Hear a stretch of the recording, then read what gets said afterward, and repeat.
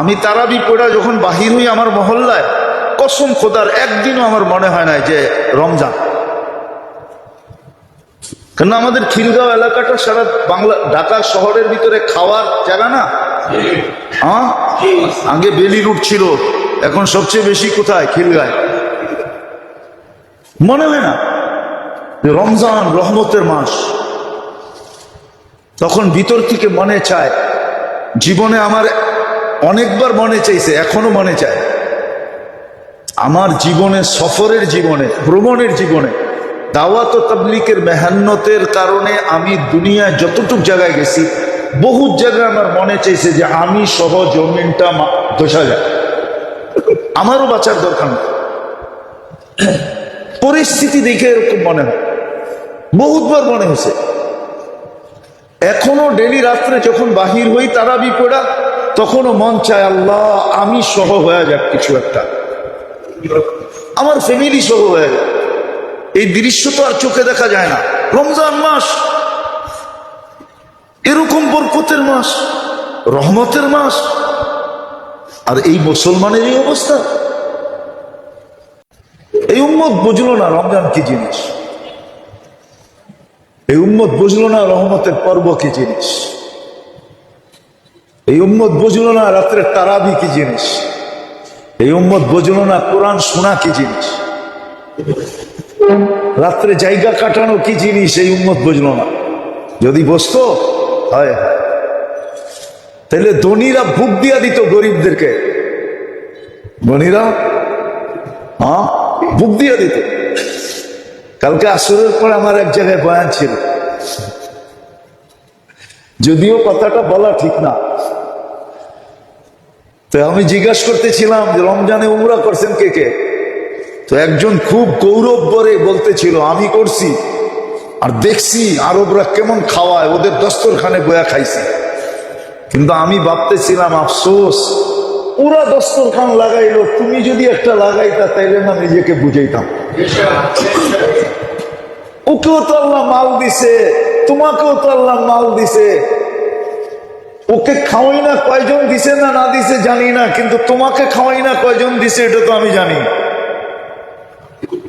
ওই যে আরবের দস্তরখানে বৈশা খাইছে, ওরে খাওয়ার মানুষ কয়জন দিছে এটা তো জানি না, কিন্তু যে ওর দস্তরখানে বৈশা খাইছে, ওরে খাওয়াই না কয়জন দিছে এটা তো জানি। কিন্তু ও যদি রমজানে মক্কায় একজনকে ইফতার করাইতো, তাহলে 1 লক্ষ মানুষকে ইফতার করানোর ছোয়াব পাইতো। মদিনায় যদি একজনকে ইফতার করাইতো, কয়জন? হুজুর তো কয় না কিছু, 50,000কে ইফতার করার ছোয়াব পাইত। 50,000 বার ও জাহান্নাম থেকে মুক্ত হইত। 50,000 বার ওর নামে জান্নাত লেখা হইত। ও তো খালি দেখেই এলো, কিন্তু ভিতরে গাইথা নিয়ে আইলো না। যে এই দেশের মানুষগুলা হাতে ধরা ধরা হাজি করে 2 লক্ষ 3 লক্ষ 2 কোটি 3 কোটি হাজি বর্তমানে আছে, 2 জায়গা মিলায় এর চেয়ে বেশি আছে। আরবরা ইফতার করাইতেছে হাতে ধরা ধরা, টাইনা টাইনা নিয়া, 1 আইটেম দিয়া নেয়া, 10-12 আইটেম দিয়া। আর আমরা এখানে হেফজোখানায় মাদ্রাসাগুলাতে আপনাদের কাছে অনুরোধ করি যে ইফতারির জন্য কিছু পাঠায় না।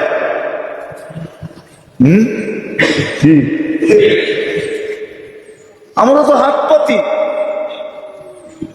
যে এতগুলা ছাত্র ইফতারি করে কিছু পাঠায় ইফতারির জন্য। যেটা আমি বলতেছিলাম, যদি বসতো তাহলে ধনীরা গরিবদেরকে রমজানের আগে বুক দিত যে এই রমজানে তোর কোনো কাম নাই, তুই খালি আল্লাহ রোজা রাখবি আর আল্লাহ আল্লাহ করবি।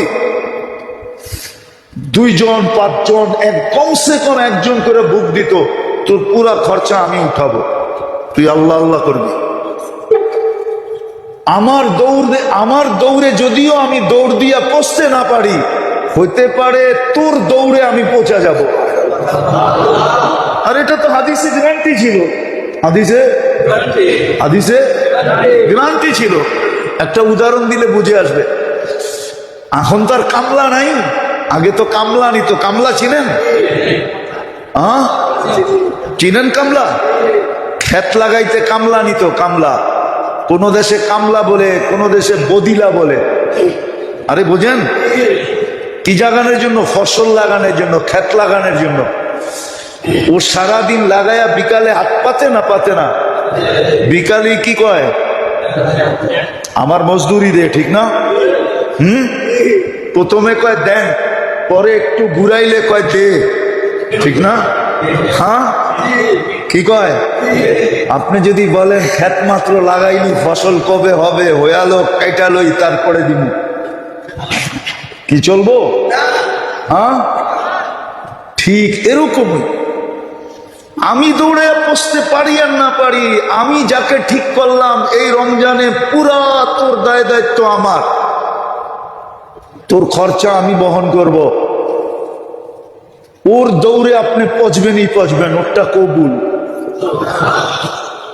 ওরটা আপনার পক্ষে, ওর নিজের জন্য কবুল হোক আর না হোক, কিন্তু আপনার পক্ষে, আমার পক্ষে 100% কবুল।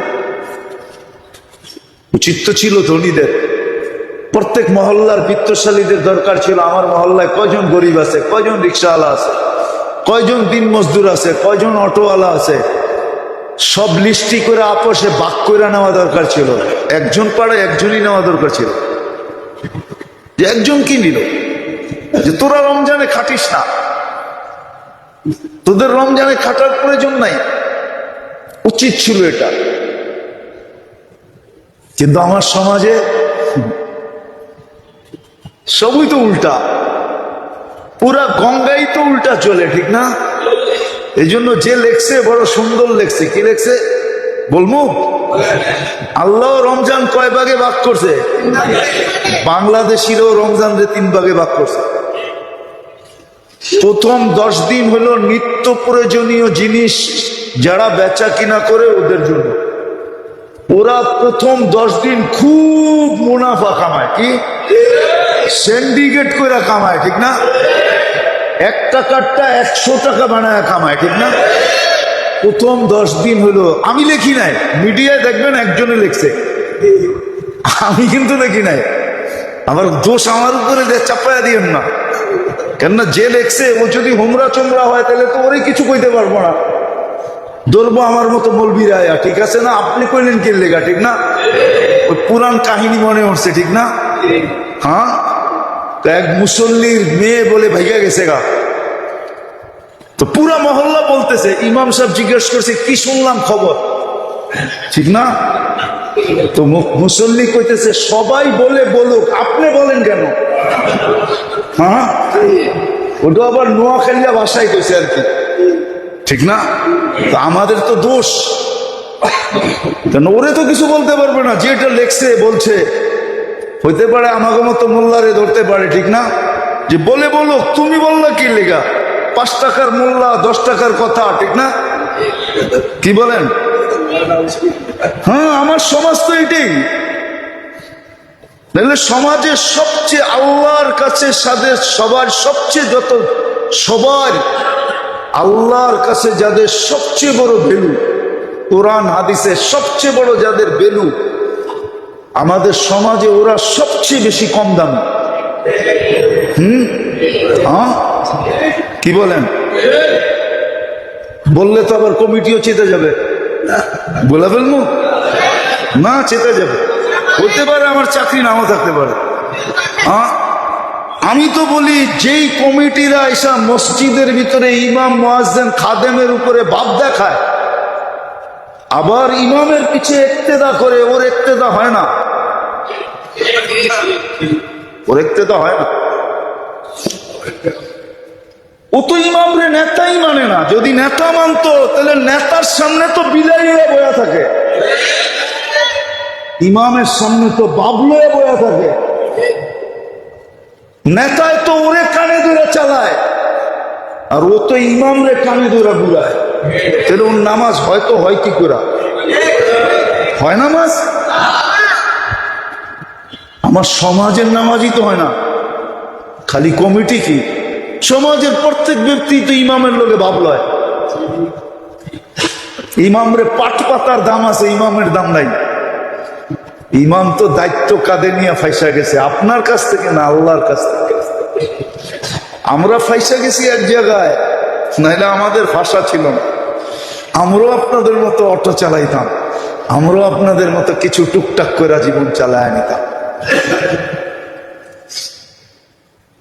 আমরাও টুকটাক করে দুনিয়া চালায় নিতাম। দুনিয়া কয়দিন আর, আমাদের তো চলে যেত এরকম টুকটাক করে। কি কইরা আপনার গোটা টুকটাক করে চলে না, না চলে না? আমার গোটা এরকম টুকটাক করে চলে যেত। কিন্তু এক জায়গায় ধরা খায়া গেছে, এই জন্য কিছু বলে না। যা কথায় কথা আসলো, এই জন্য বুঝাইতে চাইতেছি। আল্লাহ করুক বুঝে আসো, নাইলে রমজান আসবে আর যাবে। বড় কান্না লাগে যে একটা রমজানই তো জীবনের জন্য যথেষ্ট ছিল। একটা রমজান কাটানের মতো কাটায়া হয় নিজেকে সান্ত্বনা দিয়া ঘুমানো যেত যে হয়ে গেছে বেটা। যদি আল্লাহ কাটানের মতো কাটাইতো তাহলে আল্লাহ কবুল করবেন, এটা আল্লাহর ওয়াদা। ওয়াদা ওয়াদা ওয়াদা। তো আমি যেটা বুঝাইতেছিলাম, প্রথম 10 দিন ছিল ফুয়েল নেওয়ার জন্য। রহমত মানি ফুয়েল, রহমত মানি ভিতরের শক্তি, ভিতরের শক্তি অর্জন করার জন্য। দিন যাইতো আর গতি বাড়ত, ইবাদতের গতি, তেলাওয়াতের গতি, তাসবিহাতের গতি, দান সৎকারের গতি। এই জন্য 4 ভাবে বলছিল এটাকে, যে দিন কাটবে একভাবে, রাত কাটবে আরেকভাবে, 24 ঘন্টা কাটবে আরেকভাবে। কিতাবে এই 3টাই পাওয়া যায়, আর হাদিস ঘাটলে এই 3টাই বোঝা যায়। সবগুলা জোর দিলে দিন কাটবে রোজার মাধ্যমে, রোজা এবং রোজার জন্য বর্জনীয় যা, ওই বর্জন করার মাধ্যমে। রোজা প্লাস রোজার জন্য যা বর্জনীয়। হ্যাঁ, একটা মাস মুখে তালা দেওয়া উচিত ছিল, একটা মাস। যেমন আগেও বলছিলাম, কোরআনে বহুত জায়গায় ইঙ্গিত আছে এই উম্মত থেকে আল্লাহ 12 মাসের ইবাদত চান না। 12 মাসে টুকটাক করলেই হবে। টুকটাক কি? 11 মাস। কিছু মাস আছে টুকটাক করলেই চলবে। টুকটাক কি? টুকটাক বুঝেন?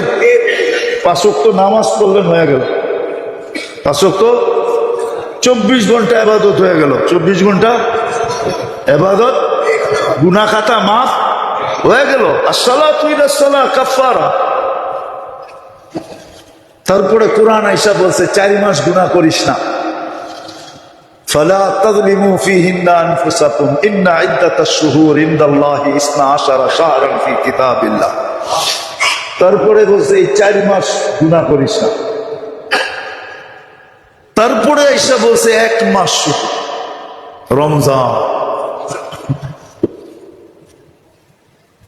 সারাদিন রোজা রোজা, আর হলো রোজা থাকা অবস্থায় বর্জনীয় সবকিছু বর্জন করা।